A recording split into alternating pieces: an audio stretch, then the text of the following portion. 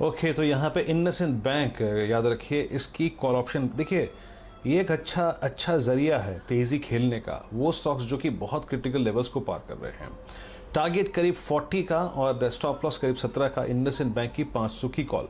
अच्छा, मेरे जहन में एक स्टॉक आ रहा है, पावर ग्रिड लेके आइए जरा प्लीज़ डायरेक्टर साहब। एक ऑप्शन ट्रेड देखिए, हमने अभी हीरो मोटर कॉप पे 7-8 रुपये कमाए, 5-6 रुपये माफ़ कीजिएगा।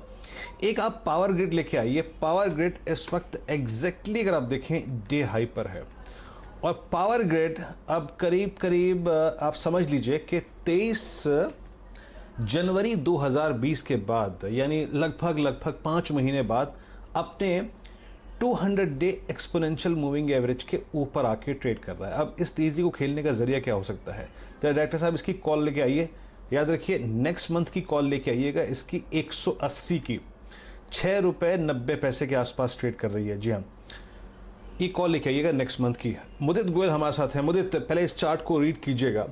पावर ग्रिड पे आपका आउटलुक 200 एमआ के ऊपर, नेक्स्ट मंथ का ये ऑप्शन 180 का स्ट्राइक का कॉल, करीब 2-2.5-3 रुपए के स्टॉप लॉस के साथ ले सकता हूं क्या? मेरे पास टाइम वैल्यू काफी है, जुलाई का ऑप्शन पकड़ रहा हूं। कैसे अप्रोच करेंगे? बात करते करते ऑलमोस्ट जहेगिरी ट्रिजरी में स्टॉक है ये। बिल्कुल, गुड आफ्टरनून वीरेंद्र जी। देखिए, जिस तरह के चार्ट स्ट्रक्चर इस काउंटर ने बनाए हैं, आज के सेशन में 200 डेमा का ब्रेकआउट देखने को मिला है। साथ के साथ अगर हम ब्रॉडर चार्ट पे बात करते हैं तो एक ट्रायंगल पैटर्न इस काउंटर ने बनाया था, उसका ब्रेकआउट नजर आया है। बिल्कुल मुझे लगता है यहाँ से इस कॉल ऑप्शन को लॉन्ग करके चलेंगे। अगर हम बात करते हैं फ्यूचर की, तो बिल्कुल ये काउंटर 190 पहला टारगेट होगा। 190 के बाद इस काउंटर में 196 तक की तेजी देखने को मिलेगी। बिल्कुल यहाँ पे 180 का कॉल ऑप्शन बाय करके चलेंगे।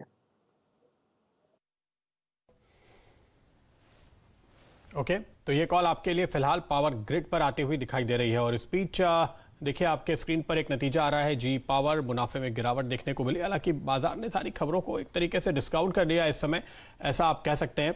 अभी कुछ देर पहले आपने भारतीय एयरटेल पे एक रेटिंग एजेंसी की ओर से डाउनग्रेड की बात सुनी, लेकिन उस पर कोई फर्क नहीं पड़ेगा। सुबह आप देखिए, कैनरा बैंक पे ऐसी खबर आई थी और वो स्टॉक दरअसल सुबह के लेवल से ऊपर है जब हमने आपको खरीदारी की राय दी थी, उसके बाद और आगे बढ़ता हुआ दिखाई दे रहा है। तो मार्केट बहुत आगे देख रहा है, उम्मीद कर रहा है कि आगे किस सेक्टर में क्या कुछ होगा। और ऐसा ही एक सेक्टर हमारी नजर में है, वो है रियल एस्टेट सेक्टर। दूसरे शहरों से आकर काम करने वालों के लिए एक नई रेंटल हाउसिंग स्कीम को जल्द मंजूरी मिलने वाली है। सीएनबीसी आवाज को मिली एक्सक्लूसिव जानकारी के मुताबिक हाउसिंग मिनिस्ट्री ने प्रस्ताव को कैबिनेट के पास भेज दिया है। और दूसरी ओर कल रियल एस्टेट डेवलपर्स ने वित्त मंत्री से एक मुलाकात भी की। रियल एस्टेट सेक्टर के लिए अलग से राहत पैकेज की मांग हुई। इसी पर चर्चा के लिए हमारे साथ जुड़ रहे हैं नरेटको के चेयरमैन और दिग्गज रियल एस्टेट फर्म डीएलएफ के सीईओ राजीव तलवार साहब। तलवार साहब, बहुत बहुत स्वागत है आपका सीएनबीसी आवाज पे। बहुत बहुत जी। किस तरह की बातचीत हुई आपकी, कैसी रही बात?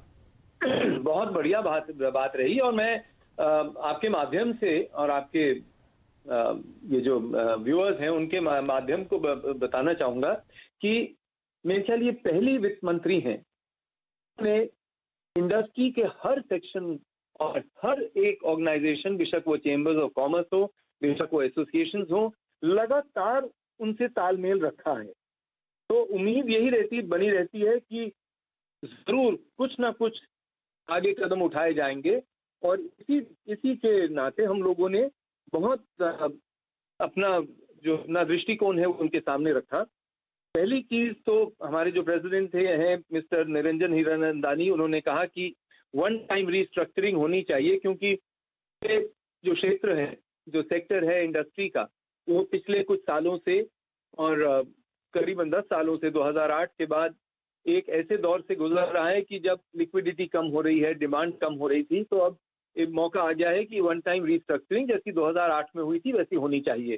दूसरी चीज जो एक बहुत बड़ा उन्होंने एक मुद्दा रखा है सामने, और जो इंडिया में आने वाले वक्त में बहुत इंपॉर्टेंस गेन करेगा, वो है रेंटल हाउसिंग। तो इन दो मुद्दों के बाद जब मेरी टर्न आई तो हम लोगों ने डायरेक्ट टैक्स पे जरा ज्यादा तवज्जो। तो पहली चीज ये थी कि इस वक्त दाम गिरे हुए हैं।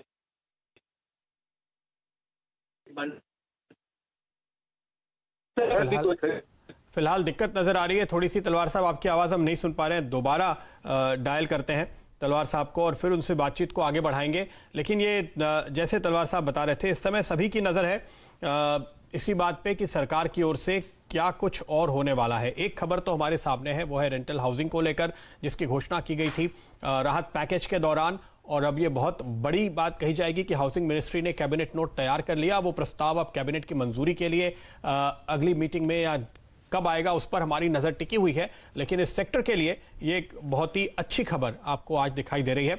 तो इसी वजह से देखिए, डीएलएफ पिछले सेशन में आपको याद होगा बहुत जबरदस्त तेजी देखी थी हमने, 10% के सर्किट लगाते हुए नजर आया था। आज उसके थोड़ा और ऊपर गया, फिलहाल थोड़े से करेक्शन के मोड में है, लेकिन इस सेक्टर में तमाम स्टॉक्स पर आप नजर रख सकते हैं। ब्रिगेड एंटरप्राइजेस, प्रेस्टीज एस्टेट, ये वो शेयर्स हैं जिनके ऊपर खासतौर पे दक्षिण भारत के हिसाब से आपकी नजर होगी।